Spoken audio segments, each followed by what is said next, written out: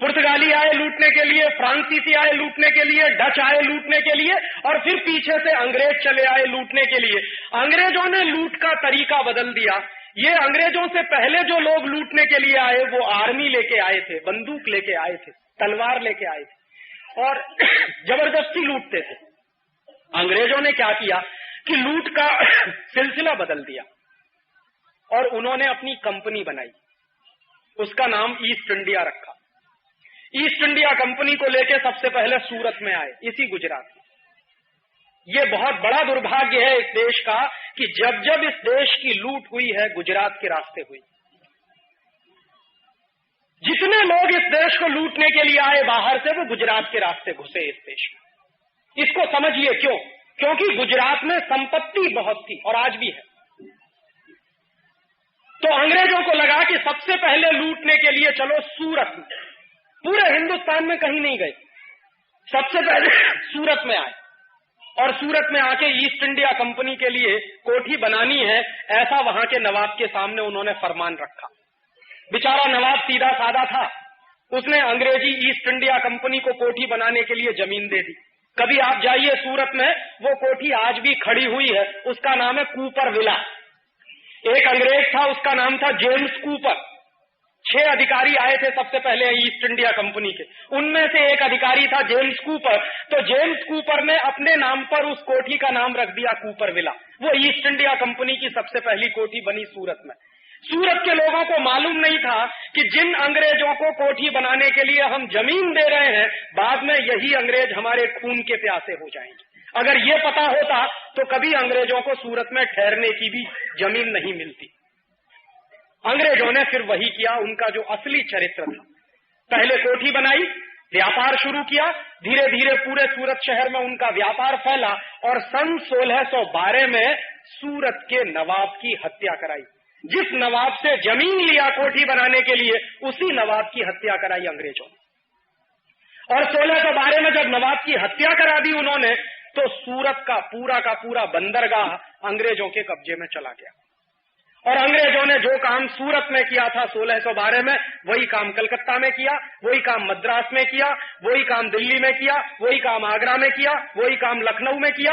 माने जहां भी अंग्रेज जाते थे अपनी कोठी बनाने के लिए ईस्ट इंडिया कंपनी को लेके, उस हर शहर पर अंग्रेजों का कब्जा होता था और ईस्ट इंडिया कंपनी का झंडा फहराया जाता था। 150 वर्षों के अंदर व्यापार के बहाने अंग्रेजों ने सारे देश को अपने कब्जे में ले लिया। 1750 तक आते आते सारा देश अंग्रेजी ईस्ट इंडिया कंपनी का गुलाम हो गया। किसी को नहीं मालूम था कि जिस ईस्ट इंडिया कंपनी को हम व्यापार के लिए छूट दे रहे हैं, जिन अंग्रेजों को हम व्यापार के लिए जमीन दे रहे हैं, जिन अंग्रेजों को व्यापार के लिए हिंदुस्तान में हम बुला के ला रहे हैं, वही अंग्रेज इस देश के मालिक हो जाएंगे, ऐसा किसी को अंदाजा नहीं था। अगर ये अंदाजा होता तो शायद कभी उनको छूट न मिलती। लेकिन 1750 में ये अंदाजा हुआ, और अंदाजा हुआ एक व्यक्ति को, उसका नाम था सिराजुद्दौला। बंगाल का नवाब था। तो बंगाल का नवाब था सिराजुद्दौला, उसको ये अंदाजा हो गया कि अंग्रेज इस देश में व्यापार करने नहीं आए हैं, इस देश को गुलाम बनाने आए हैं, इस देश को लूटने के लिए आए हैं, क्योंकि इस देश में संपत्ति बहुत है, क्योंकि इस देश में पैसा बहुत है। तो सिराजुद्दौला ने फैसला किया कि अंग्रेजों के खिलाफ कोई बड़ी लड़ाई लड़नी पड़ेगी, और उस बड़ी लड़ाई को लड़ने के लिए सिराजुद्दौला ने युद्ध किया अंग्रेजों के खिलाफ। इतिहास की चौपड़ी में आपने पढ़ा होगा, प्लासी का युद्ध हुआ 1757। लेकिन इस युद्ध की एक खास बात है जो मैं आपको याद दिलाना चाहता हूं, आज के समय में भी वो बहुत महत्वपूर्ण है। 1757 में जब प्लासी का युद्ध हुआ, मैं बचपन में जब विद्यार्थी था, कक्षा 9 में पढ़ता था मैं, तो मैं मेरे इतिहास के अध्यापक से ये पूछता था कि सर मुझे ये बताइए कि प्लासी के युद्ध में अंग्रेजों की तरफ से कितने सिपाही थे लड़ने वाले। तो मेरे अध्यापक कहते थे मुझको नहीं मालूम। तो मैं कहता था क्यों नहीं मालूम? तो कहते थे कि मुझे किसी ने नहीं पढ़ाया, तो मैं तुमको कहां से पढ़ा दूं। तो मैं उनको बराबर एक ही सवाल पूछता था कि सर आप जरा ये बताइए कि बिना सिपाही के कोई युद्ध हो सकता है कि नहीं? तो फिर हमको ये क्यों नहीं पढ़ाया जाता कि युद्ध में कितने सिपाही थे अंग्रेजों के पास? और उसके दूसरी तरफ एक और सवाल मैं अक्सर पूछता था कि अच्छा ये बताइए अंग्रेजों के पास कितने सिपाही थे ये तो हमको नहीं मालूम।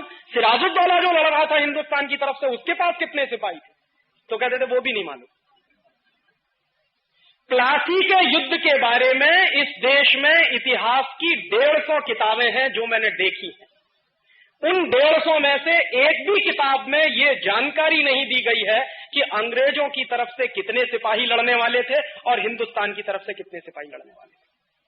और मैं आपको सच बताऊं, मैं मेरे बचपन से इस सवाल से बहुत परेशान रहा और इस सवाल का जवाब अभी 3 साल पहले मुझे मिला। वो भी हिंदुस्तान में नहीं मिला, लंदन में मिला। लंदन में एक इंडिया हाउस लाइब्रेरी है, बहुत बड़ी लाइब्रेरी।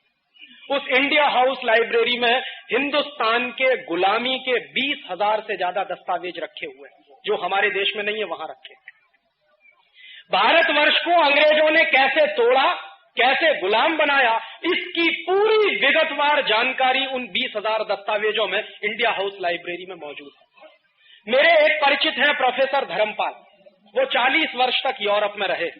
मैंने एक बार उनको एक चिट्ठी लिखी, मैंने कहा सर मैं ये जानना चाहता हूं बेसिक क्वेश्चन कि प्लासी के युद्ध में अंग्रेजों के पास कितने सिपाही थे।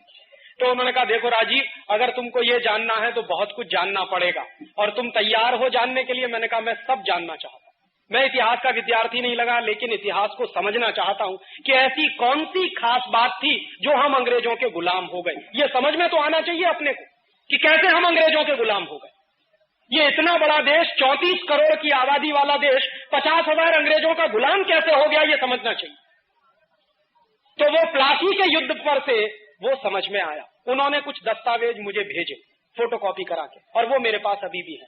उन दस्तावेजों को जब मैं पढ़ता था तो मुझे पता चला कि प्लासी के युद्ध में अंग्रेजों के पास मात्र 300 सिपाही थे, 300, और सिराजुद्दौला के पास 18,000 सिपाही थे। अब किसी भी सामने के विद्यार्थी से, बच्चे से या सामान्य बुद्धि के आदमी से आप ये पूछो कि एक बाजू में 300 सिपाही और दूसरे बाजू में 18,000 सिपाही, कौन जीतेगा? 18,000 सिपाही जिसके पास है वो जीतेगा। लेकिन जीता कौन? जिनके पास मात्र 300 सिपाही थे वो जीत गए, और जिसके पास 18,000 सिपाही थे वो हार गए। और हिंदुस्तान के, भारतवर्ष के एक एक सिपाही के बारे में अंग्रेजों के पार्लियामेंट में यह कहा जाता था कि भारतवर्ष का एक सिपाही अंग्रेजों के 5 सिपाहियों को मारने के लिए काफी है, इतना ताकतवर। तो इतने ताकतवर 18,000 सिपाही अंग्रेजों के कमजोर 300 सिपाहियों से कैसे हारे, ये बिल्कुल गंभीरता से समझने की जरूरत है। और उन दस्तावेजों को देखने के बाद मुझे पता चला कि हम कैसे हारे। अंग्रेजों की तरफ से जो लड़ने आया था उसका नाम था रॉबर्ट क्लाइव, वो अंग्रेजी सेना का सेनापति था। और भारतवर्ष की तरफ से जो लड़ रहा था सिराजुद्दौला, उसका भी एक सेनापति था, उसका नाम था मीर जाफर। तो हुआ क्या था, रॉबर्ट क्लाइव ये जानता था कि अगर भारतीय सिपाहियों से सामने से हम लड़ेंगे तो हम 300 लोग हैं, मारे जाएंगे, 1 घंटे भी युद्ध नहीं चलेगा। और क्लाइव ने इस बात को कई बार ब्रिटिश पार्लियामेंट को चिट्ठी लिख के कहा था। क्लाइव की 2 चिट्ठियां हैं उन दस्तावेजों में।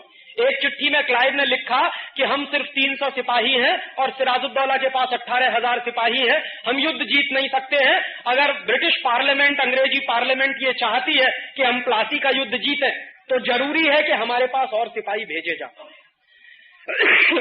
उस चिट्ठी के जवाब में क्लाइव को ब्रिटिश पार्लियामेंट की एक चिट्ठी मिली थी, और वो बहुत मजेदार है, उसको समझना चाहिए। उस चिट्ठी में ब्रिटिश पार्लियामेंट के लोगों ने ये लिखा कि हमारे पास इससे ज्यादा सिपाही है नहीं।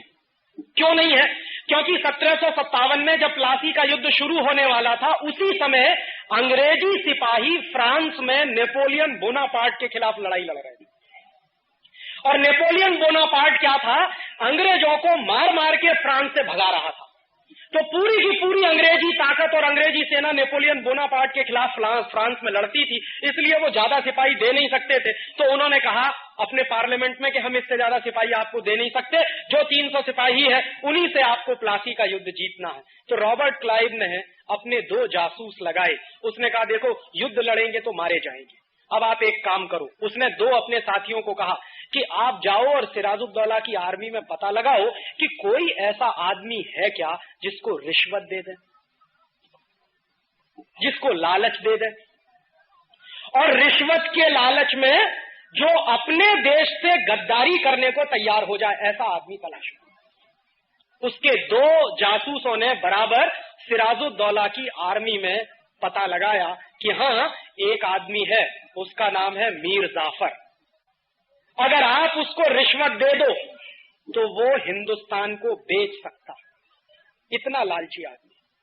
और अगर आप उसको कुर्सी का लालच दे दो तब तो वो हिंदुस्तान की 7 पुश्तों को बेच सकता।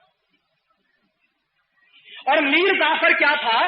मीर जाफर ऐसा आदमी था जो रात दिन एक ही सपना देखता था कि एक ना एक दिन मुझे बंगाल का नवाब बनना।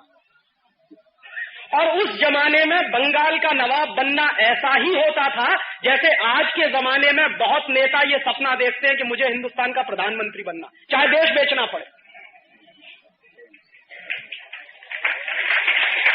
तो मीर जाफर के मन का ये जो लालच था कि मुझे बंगाल का नवाब बनना है, माने कुर्सी चाहिए और मुझे पूंजी चाहिए, पैसा चाहिए, सत्ता चाहिए और पैसा चाहिए, ये दोनों लालच उस समय मीर जाफर के मन में सबसे ज्यादा प्रबल थे।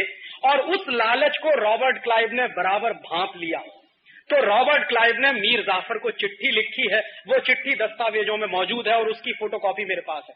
उसने चिट्ठी में 2 ही बातें लिखी हैं कि देखो मीर जाफर, अगर तुम अंग्रेजों के साथ दोस्ती करो और ईस्ट इंडिया कंपनी के साथ समझौता करो तो हम तुमको युद्ध जीतने के बाद बंगाल का नवाब बनाएंगे। और दूसरी बात कि जब आप बंगाल के नवाब हो जाओगे तो सारी की सारी संपत्ति आपकी हो जाएगी। इस संपत्ति में से 5% हमको दे देना, बाकी तुम जितना लूटना चाहो लूटना। मीर जाफर चूंकि रात दिन यही सपना देखता था कि किसी तरह कुर्सी मिल जाए और किसी तरह पैसा मिल जाए, तुरंत उसने वापस रॉबर्ट क्लाइव को चिट्ठी लिखी और उसने कहा कि मुझे आपकी दोनों बातें मंजूर है, बताइए करना क्या है। तो आखिरी चिट्ठी लिखी है रॉबर्ट क्लाइव ने मीर जाफर को कि आपको सिर्फ इतना करना है कि युद्ध जिस दिन शुरू होगा उस दिन आप अपने 18,000 सिपाहियों को कहिए कि वो मेरे सामने सरेंडर कर दें बिना लड़े। मीर जाफर ने कहा कि आप अपनी बात पर कायम रहोगे, मुझे नवाब बनाना है आपको।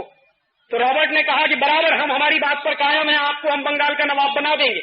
बस आप एक ही काम करो कि अपनी आर्मी से कहो, क्योंकि वो सेनापति था आर्मी का, तो आप अपनी आर्मी को आदेश दो कि युद्ध के मैदान में वो मेरे सामने हथियार डाल दें बिना लड़े।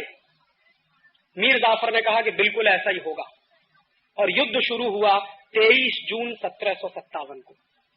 इतिहास की जानकारी के अनुसार 23 जून 1757 को युद्ध शुरू होने के 40 मिनट के अंदर भारतवर्ष के 18,000 सिपाहियों ने मीर जाफर के कहने पर अंग्रेजों के 300 सिपाहियों के सामने सरेंडर कर दिया। रॉबर्ट क्लाइव ने क्या किया?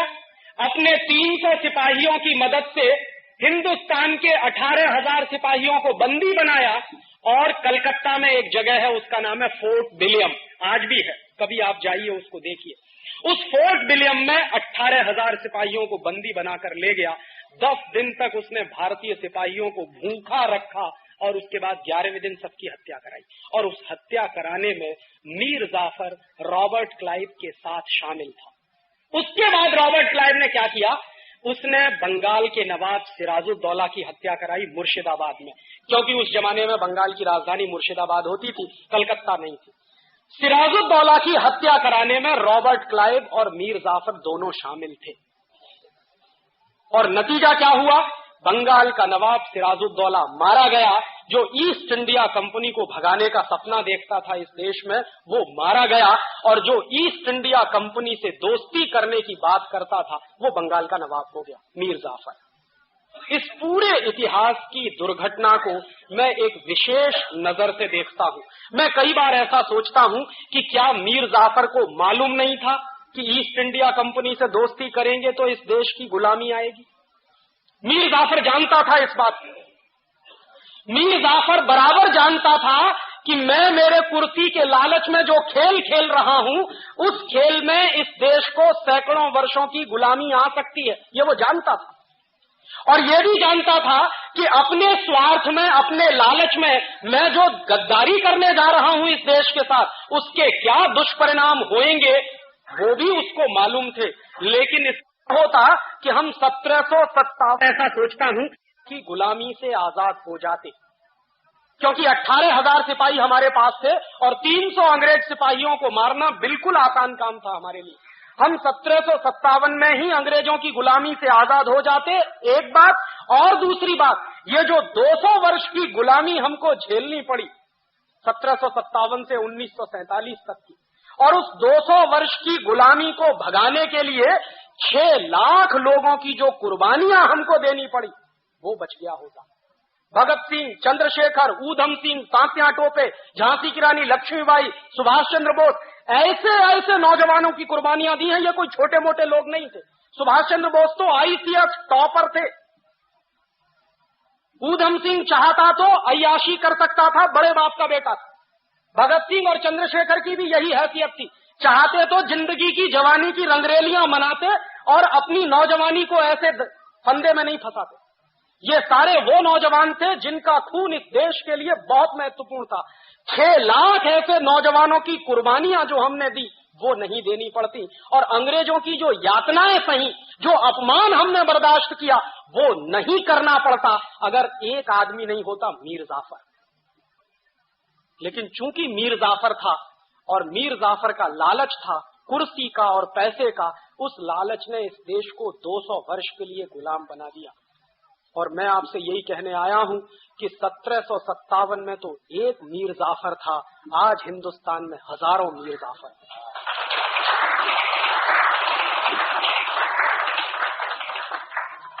जो देश को वैसे ही गुलाम बनाने में लगे हुए हैं जैसे मीर जाफर ने इस देश को गुलाम बनाया। मीर जाफर ने क्या किया था? विदेशी कंपनी को समझौता किया था बुला के, और विदेशी कंपनी से समझौता करने के चक्कर में उसको कुर्सी मिली थी और पैसा मिला था।